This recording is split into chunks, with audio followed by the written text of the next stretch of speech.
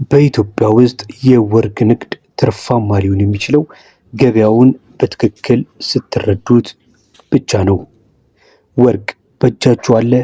እንኳን ደስ አላችሁ። በእጃችሁ ያለው ተራ ብረት ሳይሆን የተቀመጠ ሀብት ነው።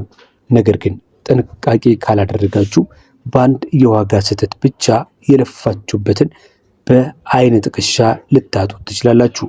ዛሬ በኢትዮጵያ ገበያ ወርቃችሁን ስትሸጡ እንዳትበሉ ትክክለኛውን ዋጋ እንዴት እንደምትስሉና መቼ መሸጥ እንዳለባችሁ ወሳኝ መረጃን ይዤላችሁ ቀርብ ያለው እስከ መጨረሻው አብራችሁን ቆዩ።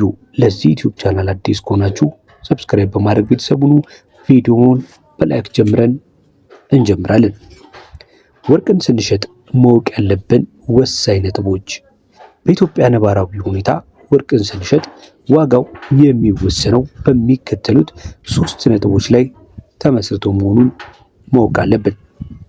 የመጀመሪያው የዓለም አቀፉ የወርቅ ዋጋ ግሎባል ማርኬት ምን ይመስላል የሚለውን መረዳት። የወርቅ ዋጋ በየቀኑ አንዳንዴም ደግሞ በየሰዓቱ ሊለዋወጥ ይችላል። ዋጋው የሚሰላው በአውንስ ነው።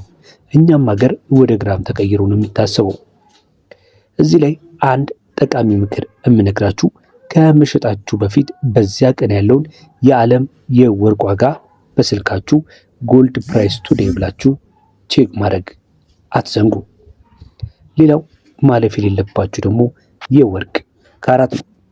የምትሸጡት የወርቅ ካራት ስንት እንደሆነ ወይም ደግሞ በብዛት ኢትዮጵያ ውስጥ በእርግጥ 21 እና 18 ካራት ይገኛሉ። ማወቅ ግን ያስፈልጋቸዋል። 21 ካራት ማለት ከንጹህ ወርቅ ከ24 ካራቱ ጋር ሲነጻጸር 87.5 ወርቅ አለው። 18 ካራት የሚባለው ደግሞ 75% ወርቅ ነው። ንጹህ ወርቅ የሚባለው 4.9 ያሉት ነው ወይም ደግሞ 999.9። የተሰሩ ጌጣጌጦች የመግዣ ዋጋቸው በእጅጉ የሚለያይ ነው የሚሆነው። ሌላው ማወቅ ያለባችሁ የጥቁር ገበያውና የኢትዮጵያ ብሔራዊ ባንክ የሚያወጣውን ልዩነት ነው። በኢትዮጵያ የወርቅ ዋጋ በባንክና በውጭ ምንዛሪ ተመን ላይ የተመሰረተ ነው። ባንኮች ወርቅ የሚገዙበት የራሳቸው ተመን አላቸው። ጌጣጌጥ ቤቶች ደግሞ እንደ ወቅቱ የገበያ ፍላጎትና እንደ ምንዛሪ ሁኔታ ሲፈልጉ ይጨምራሉ፣ ሲቀንሱ ይቀንሳሉ። ፐርሴንቴጁ መቀነስ አለበት ወይ ብለን ስንጠይቅ ወርቅ ስትሸጡ ገዢው ድርጅት ወይም ደግሞ ጌጣጌጥ ቤቱ የራሱን ትርፍ የማቅለጫ ወጪ ስለሚያስብ ካለው የገበያ ዋጋ ላይ የተወሰነ ያው መቀነሱ የማይቀር ነው። የተሰራ ጌጣጌጥ ከሆነ ደግሞ ከገበያ ዋጋ ላይ 10% ጀምሮ እስከ 20% ድረስ ሊቀንስ ይችላል። ይህም እንደ ጌጣጌጡ እድሜና እንደ ስራው ጥራት ይወሰናል። ንጹህ ወርቅ ከሆነ ወይም ቡሊየን የሚሆን ከሆነ ደግሞ ቅነሳው በጣም አነስተኛ ነው የሚሆነው። ብዙ ጊዜ ከ2% እስከ 5% የማይበልጥ ገበያው ላይ ካሉ ሊቀንስባችሁ ይችላል ማለት ነው። ብዙ ጊዜ ቦታ መጠየቅ አለባችሁ። አንዱ ጋር የሰማችሁትን ዋጋ ብቻ አትመኑ። ቢያንስ 3 እና 4 የሆኑ ጌጣጌጥ ቤቶችን ማወዳደር እንዳትረሱ። ሌላው ደግሞ ሚዛን ማስተዋልን ነው።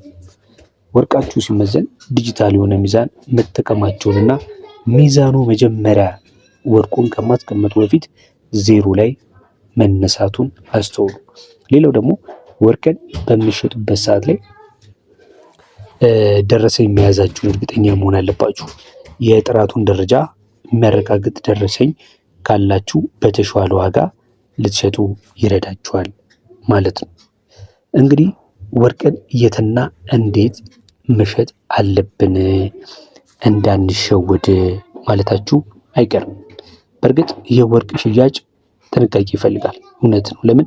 የኢኮኖሚ ዋስትና ስለሆነ ማለት ነው። ብዙዎቻችን ወርቅን የምንገዛው ለጌጥ ብቻ ሲሆን ለችግር ቀን እንዲሁም በማሰብ ነው። ይሁን እንጂ ለመሸጥ በምንነሳበት ጊዜ ትክክለኛውን ዋጋ አግኝቻለሁ ወይ የሚለው ጥያቄ ሁሌም አእምሯችን ውስጥ ልንጠይቀው እንችላለን።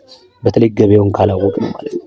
በተለይ ደግሞ የወርቅን ጥራት ወይም ደግሞ የወርቅን ካራት ካልተረዳን የትና እንዴት አድርገን መለየት እንደምንችል ማናቀም ልንኖር እንችላለን እና በዚህ የተነሳ ደግሞ በገንዘብ ላይ ከፍተኛ ኪሳራ ሊደርስ ስለሚችል መጠንቀቅ አለብን። ስለዚህ አሁን ጥያቄያችን ምንድን ነው? የት ነው መሸጥ የምንችለው?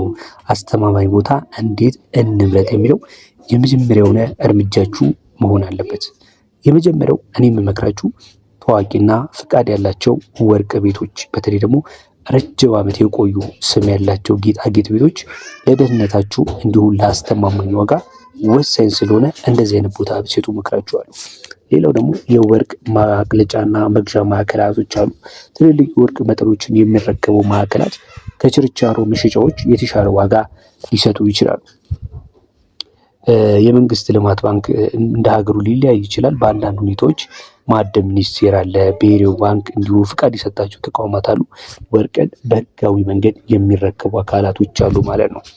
ስለዚህ ወርቅን ለመሸጥ ስታስቡ ከደላሎች እንዲሁም ደግሞ ከህገወጥ ከሆኑ ገዢዎች ማስወገድ አለባችሁ፣ ለደህንነታችሁ አስጊ ስለሚሆን ማለት ነው። በተጨማሪም ደግሞ በሚዛንና በዋጋ ላይ የመጭበርበር እድላችሁ ከፍተኛ የሚሆኑ ለነዚህ ከተጋለጣችሁ ማለት ነው። እና እንደነገርኳችሁ ማወቅ ያለባችሁ ዋና ዋና ነገር መጀመሪያ ካራት ብያችኋለሁ።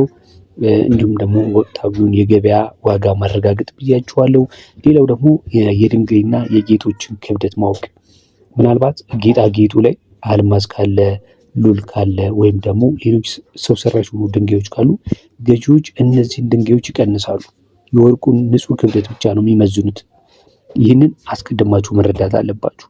እንዲሁም ከሚገዛችሁ አካል ጋር ለመደራደር ስለሚረዳችሁ ማለት ነው። ወርቅን የምትሸጡበት ደረጃ በደረጃ ስንመለከት መጀመሪያ እቤታችሁ ሆናችሁ ወርቁ ክብደቱ ምን ያህል ነው የሚለውን ማወቅ አለባችሁ። ከተቻለ በቤት ወይም ደግሞ በታመነ ሚዛን ላይ የወርቅ ክብደቱ በግራም መዝገባችሁ መያዝ፣ ከዛ ወርቅ ቤትም በሚሸጡበት ሰዓት ላይ ያንን ማወቅ ማለት ነው። እንዳይቀንስም እንትን እንዳይልባችሁ ማለት ነው። እንደነገርኳችሁ ሌላው የምታደርጉ ነገር ደግሞ ቢያንስ 3 እና ከዛ በላይ ሆኑ ቦታዎች በመሄድ ዋጋ ማወዳደር እና የተሻለውን መምረጥ አለባችሁ። ህጋዊ የሆኑ ወርቅ ቤቶች ምናልባት ልትሸጡ ስትሉ መታወቂያ ሊላችሁ ይችላል። ይህንን መያዝም አለባችሁ። ሽያጩን ካከናወናችሁ በኋላ የተሸጠበት ዋጋ፣ ክብደት እንዲሁ አንዳንድ ነገሮችን ደረሰኝ ብትይዙ ምናልባት እሱ ላይ ሊያገኙ ይችላሉ። ስለዚህ ማወቅ ያለባችሁ ነገር ደግሞ በአስቸኳይ ገንዘብ ስለፈለጋችሁ ብቻ ወዲያውኑ ያንን የሰጣችሁን ዋጋ መቀበል አያስፈልግም። መጀመሪያ በረጋ መንፈስ መደራደር አለባችሁ። በረጋ መንፈስ ስትደራደሩ የያዛችሁት ወርቅ ዋጋውን ከፍ ታደርጉታላችሁ። ነገር ግን በጣም በችግር ሊሆን ይችላል ምናልባት ብሩ ወይ በአስቸኳይ የፈልጋችሁ በጣም ቸኩላችሁ እንትን ስትሉ ግን ምናልባት ከጊዜ በኋላ ሊጸጽታችሁ ይችላል። ያንን ወርቅ እኮ በዚህ ዋጋ ነው የሸጥኩት ብላችሁ ልትጸጸቱ ስለምትችሉ እንደዛ በረጋ መንፈስ ላለመሸጥ ሞክሩ። ሌላው ደግሞ ብራንድ ያላቸው ጌጣጌጦች አሉ። የሸጡት ወርቅ ምናልባት የታወቀ ካርቲየር፣ ቲፋኒ የሚባሉ ብራንዶች አሉ። እነዚህ ተራ ወርቅ በማቅለጫ ሲሆን እንደ ጌጣጌጡ በከፍተኛ ዋጋ ሊሸጥ ስለሚችል ያንን መረዳት አለባችሁ። ወርቁ ለተመሳሳይ አይደለም፣ ብራንድ ያላቸው ወርቆችም እንዳሉ ማወቅ አለባችሁ። በተለይ ካርቲየር እና ቲፋኒ የሚባሉ የወርቅ አይነቶች ከፍተኛ የሆነ ዋጋ የሚያወጡ ናቸው።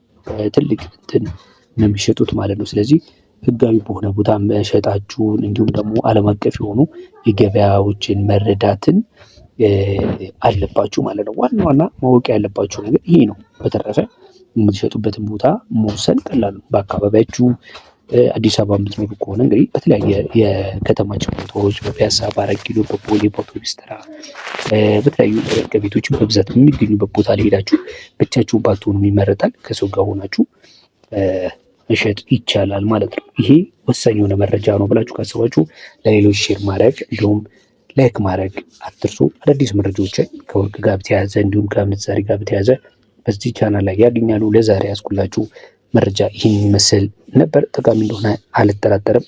መልካም ጊዜ